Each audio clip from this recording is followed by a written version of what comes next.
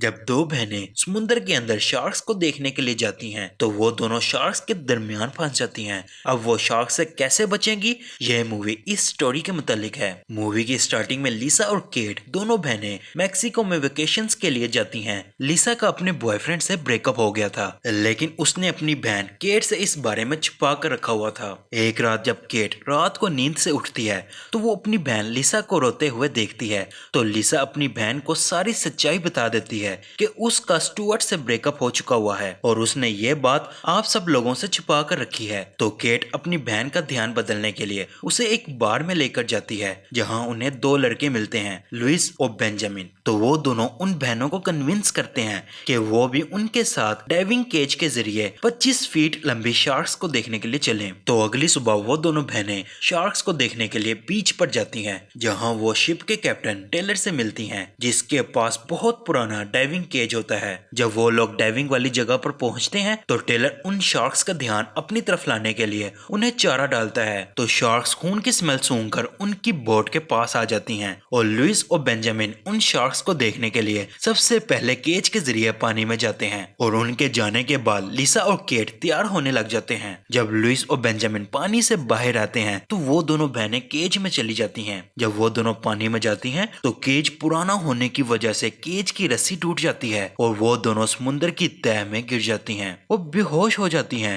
जब उन्हें होश आता है तो वो 47 मीटर पानी के अंदर होती हैं और वहाँ रेडियो के सिग्नल भी नहीं आ रहे होते कि वो बोट पर टेलर से बात कर सकें। तो केट पिंजरे से बाहर निकलकर तैर कर समुद्र की तह से थोड़ा ऊपर जाती है जहाँ रेडियो के सिग्नल आ रहे होते हैं और वो टेलर से कांटेक्ट करती है। तो टेलर उसे कहता है कि तुम जितना जल्दी हो सके पिंजरे में चली जाओ क्योंकि शार्क्स तुम्हारे आसपास ही हैं और मैं जावियर को तुम्हारी मदद के लिए भेज रहा हूँ। तो ये सुनकर केट वापस अपनी बहन के पास पिंजरे में चली जाती है। दोनों बहनों की ऑक्सीजन भी कम हो गई होती है तो उन्हें अचानक से इंजन स्टार्ट होने की आवाज आती है।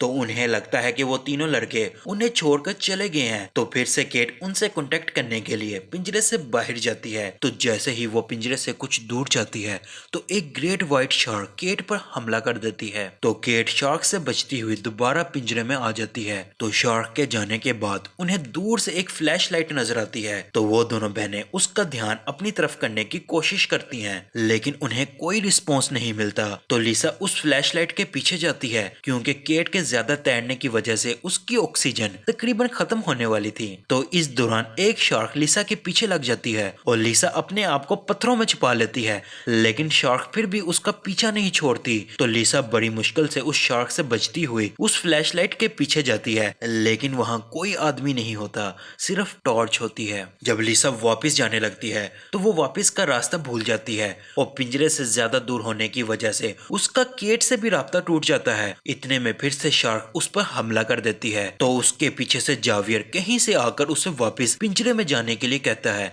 तो एक शार्क जावियर पर हमला कर देती है और उसे मार देती है। लिसा शार्क से बचती हुई फिर से पत्थरों में छुप जाती है और वहां फिर से उसके रेडियो का लिंक उसकी बहन से जुड़ जाता है। तो केट जोर जोर से पत्थर को पिंजरे पे मारती है, जिसकी आवाज से लिसा को वापस जाने का रास्ता मिल जाता है। लेकिन लिसा जाने से पहले रस्सी को पकड़ लेती है जो जावियर अपने साथ लेकर आया था और उस रस्सी को पिंजरे के साथ बांध देती है और वो टेलर को रस्सी ऊपर खींचने के लिए कहती है। तो टेलर पिंजरे को ऊपर खींचने लग जाता है। जैसे ही वो 29 मीटर तक पहुंचते हैं तो फिर से रस्सी टूट जाती है और फिर से पिंजरा समुद्र की तह में गिर जाता है और लिसा की टांग पिंजरे के नीचे आ जाती है। तो केट टेलर को ऑक्सीजन के बारे में बताने के लिए जाती है। तो टेलर उसे कहता है कि वो 2 ऑक्सीजन टैंक्स पानी में फेंक रहा है। कुछ देर बाद उन्हें फ्लेयर के साथ बंधी कोई चीज नीचे आती दिखाई देती है। तो केट उन टैंक्स को लेने के लिए जाती है और वो अपने मास्क को उस टैंक से जोड़ लेती है और साथ में केट को 3 फ्लेयर्स भी मिलते हैं। जब केट लिसा का टैंक लेकर पिंजरे की तरफ जा रही होती है तो शार्क केट को पकड़कर अपने साथ ले जाती है और टैंक पिंजरे के पास ही गिर जाता है। तो लिसा उस टैंक को अपने मास्क के साथ जोड़ लेती है। तो अचानक से लिसा को रेडियो में केट की आवाज आती है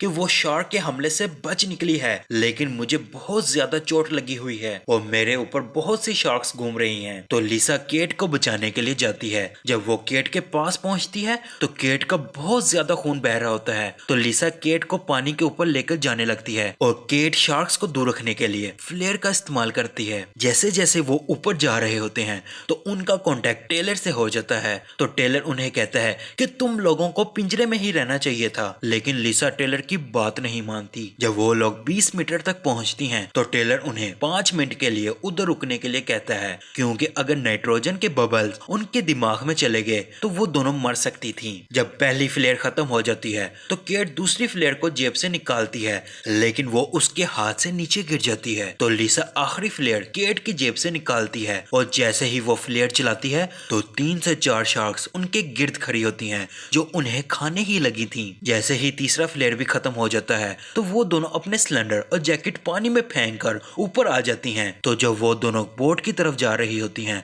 तो एक शार्क लिसा की टांग पकड़कर पानी में ले जाती है। तो लिसा उस शार्क की आंख फोड़ देती है, जिसकी वजह से शार्क उसे छोड़ देती है और वो तीनों उन्हें बोट पर खींच लेते हैं और उन लड़कियों के जख्म पर मरहम लगाते हैं। तो अचानक से लिसा को टेलर की आवाज आती है कि लिसा क्या तुम मुझे सुन रही हो? और लिसा जब अपना हाथ हवा में करती है तो लिसा के हाथ का खून हवा में तैरने लग जाता है। बाद में पता चलता है कि लिसा तो पानी में पिंजरे के अंदर ही है और ऑक्सीजन ज्यादा इस्तेमाल करने की वजह से उसे हेलुसिनेशन होने लग गई थी। हेलुसिनेशन यानी जिसमें इंसान खुद ही मुख्तलिफ तरह की परसेप्शंस बनाता है। टेलर लिसा को बताता है कि रेस्क्यू टीम तुम्हें बचाने के लिए आ चुकी है। तो उसी वक्त कुछ लोग लिसा को बचाकर ऊपर ले आते हैं और लिसा की जान बच जाती है, लेकिन उसकी बहन को शार्क्स खा चुकी होती हैं। वो तो सिर्फ लिसा का ख्याल था और यहीं पर मूवी खत्म हो जाती है।